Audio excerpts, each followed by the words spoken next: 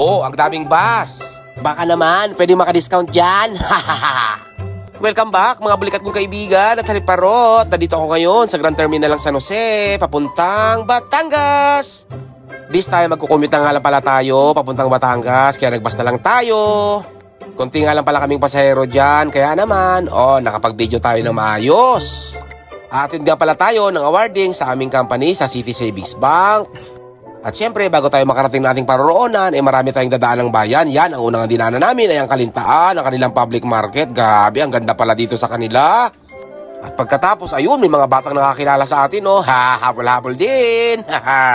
At maya-maya nga, ayan, nasa Grand Terminal naman tayo ng Sablayan. Grabe, ang ganda pala ng terminal na dito. Ngayon lang ako nakadaan uli. At pagkatapos, dito ako natuwa, may Jollibee na rin pala dito sa Sablayan, Grabe, napaka-progressive na ng bayan nila. Buhay na nga sa gabi ang kanilang bayan. Ang daming tao sa Jollibee, grabe. Nakakatawa namang tingnan nito.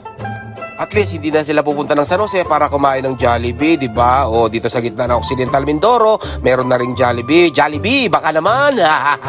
Libreng endorsement na ito. Maya-maya nga, ayun, bayan ng Santa Cruz. Ang ganda rin, maliwanag. Tapos may paliga sila ng basketball dyan. Daming tao.